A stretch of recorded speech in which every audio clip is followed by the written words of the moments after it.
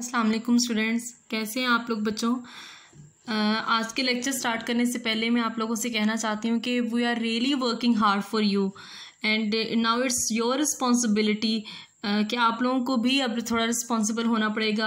I hope कि आप लोगों ने सेकेंड ईयर की बुक्स परचेज़ कर ली होंगी, ठीक है। तो आप लोगों के क्योंकि लेक्चर्स तो स्टार्ट हो चुके हैं, तो आप लोगों के पास ये बड़ा अच्छा चांस है कि आप लोग इसको बड़े अच्छे से पढ़ें।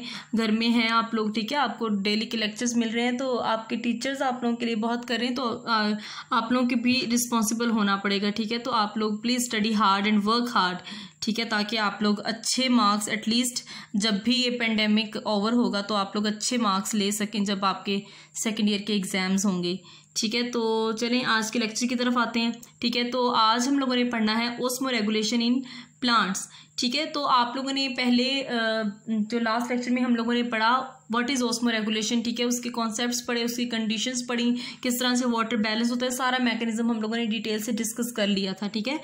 और आज के लेक्चर में हम लोगों ने पढ़ना है ओस्मो रेगुलेशन इन प्लांट्स के सेल्स के अंदर किस तरह से वाटर को मेंटेन किया जाता है, ठीक है। तो move on to the next slide. Okay, तो इसमें क्या लिखा है, in order to understand the osmoregulation in plants we have to know the general plant structure and the functions of its various parts, ठीक है। उसने क्या कहा कि अगर हमने ओस्मो रेगुलेशन को समझना है तो उसके लिए हमें पहले ज़रूरी है कि जनरल जो प्लांट्स का स्ट्रक्चर है वो हमें पता हो। फॉर एग्जाम्पल उस जनरल स्ट्रक्चर में अब क्या आ जाता है, ठीक है, उसकी शूट है, उसकी रूट है, उसका स्टेम है, उसके लीव्स हैं, ठीक है। This is very general structure of any plant, ठीक है। अब आपको ये भी पता है कि रूट्स क्या फंक्शन करती हैं, रूट्स ज़मीन के अंदर होती हैं, ठीक है, वो आउटसाइड नहीं होती, ठीक है। और उसके बाद वो प्लांट को एंकर करती हैं, उसके अलावा वो वाटर अब्जॉर्ब करती हैं, और ठीक है, सॉइल से वाटर को अब्जॉर्ब करके वो प्लांट को देती हैं, ठीक है। उसके बाद आपको पता है उसकी शूट होती है, ठीक है, आपको पता है उसका स्टेम होता है, उसके स्टेम एक तो प्लांट को सहारा देता है, ठीक है, उसको इरेक्ट खड़ा रहने में। उसके अलावा sometimes stem act as a photosynthetic organ, ठीक है, ये भी आपको पता है। And next thing is leaves are use for the photosynthesis, आपको पता है कि प्लांट्स अपनी खुराक वहाँ से प्रिपेयर करते हैं। तो ये जनरल चीज़ें थी, प्लांट का स्ट्रक्चर था, जो कि आप लोगों को पता होना चाहिए। नेक्स्ट चलते हैं। ओके जी, तो यही मैं इसी स्ट्रक्चर की बात कर रही थी कि ये मेन चीज़ें होती हैं किसी भी जनरल प्लांट के स्ट्रक्चर के अंदर। लीव्स हैं, रूट्स हैं, स्टेम है और इंटरनल स्ट्रक्चर्स। इंटरनल स्ट्रक्चर्स का क्या मतलब है, इंटरनल स्ट्रक्चर्स का मतलब है एनाटॉमी, प्लांट की एनाटॉमी। फॉर एग्जांपल लीव्स के अंदर जो मेसोफिल सेल्स हैं, स्टोमेटा है, गार्ड सेल्स हैं, उसके अलावा एपिडर्मस है, क्यूटिकल है, ठीक है। तो ये थोड़ी सी जो क्यूटिकल नहीं सॉरी जो प्लांट के अंदर की सारी चीज़ें इंटरनल स्ट्रक्चर्स हैं वो भी बहुत इंपॉर्टेंट रोल प्ले करते हैं in the mechanism of osmo regulation in plants, ठीक है। तो वो किस तरह से रोल प्ले करते हैं हम आगे पढ़ते हैं। अच्छा, अब ये क्या लिखा हुआ है कि कौन कौन से वो इंटरनल स्ट्रक्चर्स हैं जो कि इंपॉर्टेंट रोल प्ले करते हैं ओस्मो रेगुलेशन के अंदर। There are some anatomical structures that play an important role in the osmoregulation. कौन कौन से, root, upper epidermis, stomata and root, lower epidermis, ठीक है। रूट की लोअर एपिडर्मस, आपको पता है कि रूट्स जो होती हैं उनके नीचे लेयर्स होती हैं, ठीक है, उसको हम लोग एपिडर्मस कहते हैं। और एपिडर्मस दो तरह की होती है, लोअर और अपर एपिडर्मस। और आपको पता है कि लीव्स के अंदर, ठीक है, टाइनी बिल्कुल पोर्स होते हैं, ठीक है, उसको जिसको हम लोग स्टोमेटा कहते हैं। और they are stomata are guarded by the guard cells, ठीक है, आपको ये भी पता है, जो कि बीन शेप्ड होते हैं गार्ड सेल्स, ठीक है। तो ये सारी चीज़ें इंपॉर्टेंट रोल प्ले करती हैं in the mechanism of osmo regulation. Okay, अब कुछ ऐसे प्रोसेस भी हैं जो कि ओस्मो रेगुलेशन के अंदर बहुत इंपॉर्टेंट रोल प्ले करते हैं, ठीक है।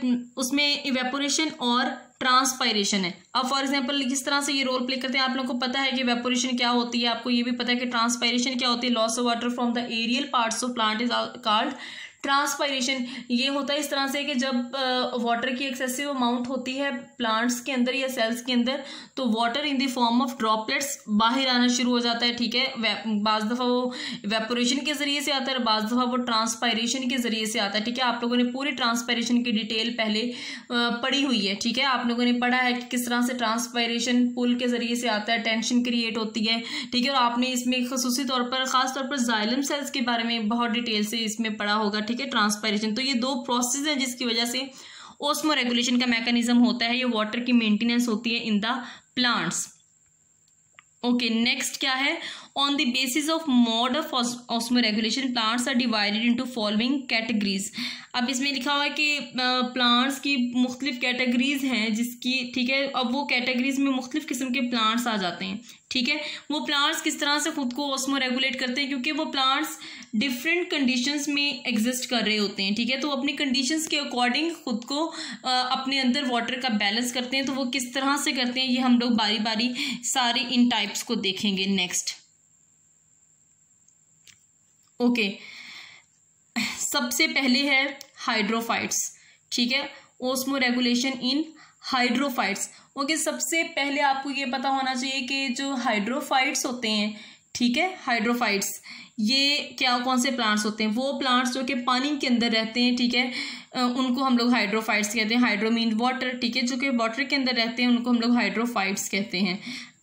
अब ये हाइड्रोफाइट्स हैं अपने खुद को उसमें रेगुलेट करने के लिए, वाटर की मेंटेनेंस के लिए, क्योंकि डेफिनेटली वो पानी के अंदर रहते हैं तो उनके इर्द गिर्द पानी की एक्सेसिव अमाउंट है। तो वो किस तरह से खुद को रेगुलेट करते हैं, उनके अंदर ऐसी कौन सी एडॉप्टेशंस हैं जिसकी वजह से वो बैलेंस मेंटेन करते हैं। अब देखिए, सबसे पहली बात ये है कि ब्रॉडर लीव्स होते हैं उसके अंदर, ठीक है, पत्ते बड़े बड़े होते हैं, समझ आ गई मेरी बात की। उसके बाद है large surface area, surface area बहुत लार्ज होता है।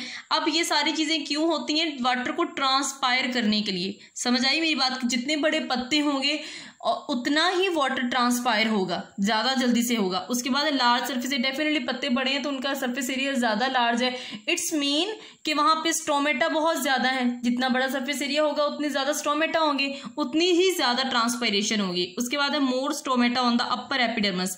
अच्छा, अब आपको पता है कि लीव्स के ऊपर भी इसी तरह अपर एपिडर्मस भी होती है, लोअर एपिडर्मस भी होती है। कुछ लीव्स के अंदर इस तरह से होता है कि स्टोमेटा नीचे ज़्यादा होते हैं, कुछ के अंदर ऊपर ज़्यादा होते हैं। In the case of hydrophytes stomata जो होते हैं वो अपर एपिडर्मस के ऊपर ज्यादा होते हैं। क्यों, उसका फायदा यही है कि वाटर की एक्सेसिव अमाउंट होती है ना, क्योंकि वो वाटर के अंदर रहते हैं तो उनको ट्रांसपायरेशन तभी होगी ना अगर उनका लीव का सरफेस एरिया लार्ज होगा, लीव्स बड़े बड़े होंगे और स्टोमेटा जो है वो अपर सरफेस पे होंगे। जितने स्टोमेटा अपर सरफेस पे होंगे उतनी ही ज्यादा ट्रांसपायरेशन होगी। तो इस तरह से हाइड्रोफाइट्स अपना वाटर बैलेंस करते हैं। ओके, नेक्स्ट है ऑस्मोरेगुलेशन इन मेसोफाइट्स, ठीक है। Okay, mesophytes are those plants which have moderate supply of water. इसका क्या मतलब है कि मेसोफाइट्स के अंदर बहुत ज़्यादा ना पानी उसमें होता है, ठीक है, ना ही वो बहुत ज़्यादा ड्राई कंडीशंस में एग्जिस्ट करते हैं, ठीक है। उसको मॉडरेट एक अच्छी सप्लाई वाटर की मिल रही होती है, ठीक है। अब देखो, इसको बहुत ज़्यादा अपने आप को वाटर को मेनटेन करने के लिए या बैलेंस को मेनटेन करने के लिए, उसमें रेगुलेट करने के लिए बहुत ज़्यादा अडॉप्टेशंस की ज़रूरत नहीं पड़ती, क्योंकि इनका एक मॉडरेट सी सप्लाई होती है, ठीक है। तो अच्छे उनको इन्वायरमेंट मिल रहा होता है जिस वजह से उसको बहुत ज़्यादा उसमें रेगुलेट करने की जरूरत नहीं पड़ती। लेकिन वो करते हैं, वो किस तरह से, they have equal quantity of stomata on both upper and the lower surface of leaves. अब वो मेसोफाइट्स है ना, ठीक है, तो अब उनकी अपर और लोअर एपिडर्मिस पे दोनों पे इक्वल अमाउंट ऑफ स्टोमेटा है, ठीक हो गया ना, इक्वल क्वांटिटी स्टोमेटा एक ही तादाद में, ताकि ट्रांसपायरेशन बैलेंस हो सके। उसके बाद stomata are kept open in the sufficient supply of water to loss extra water. अब होता क्या है कि जब वाटर की वहां पे एक्सेसिव अमाउंट हो जाती है तो स्टोमेटा ओपन हो जाते हैं, समझ आ गई, ताकि ट्रांसपायरेशन हो सके।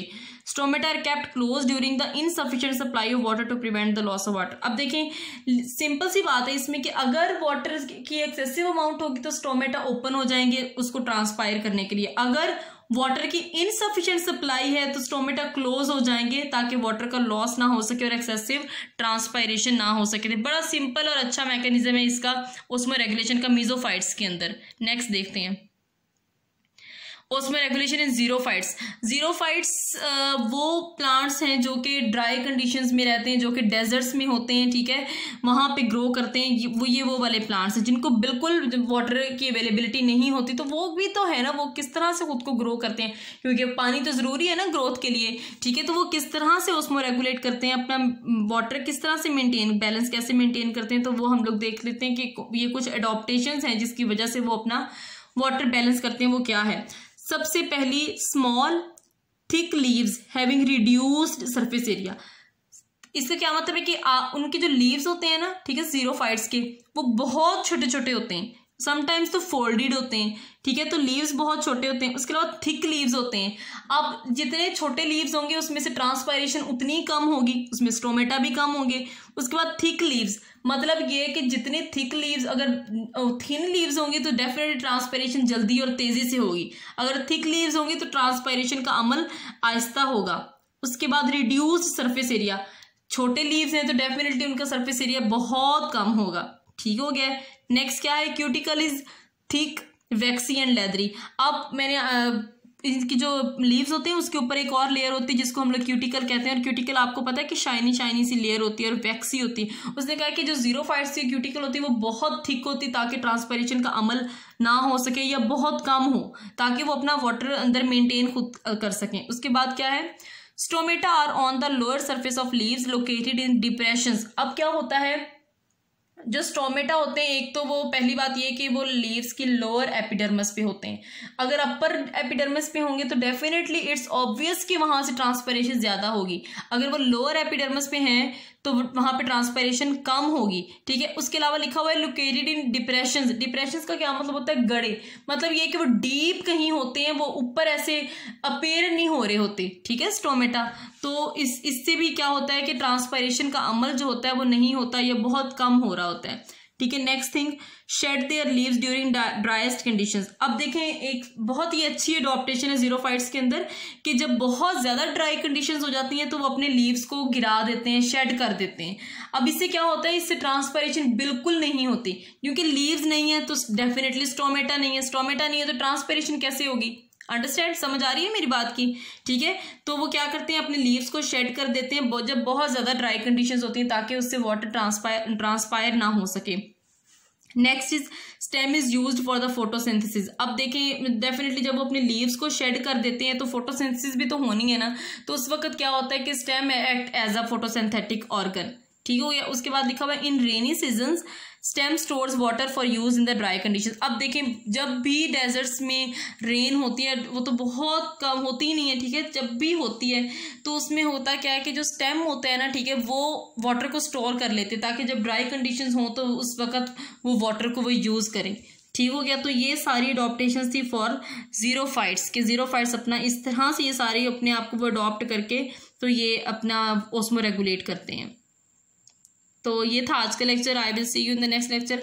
अल्लाह हाफिज़।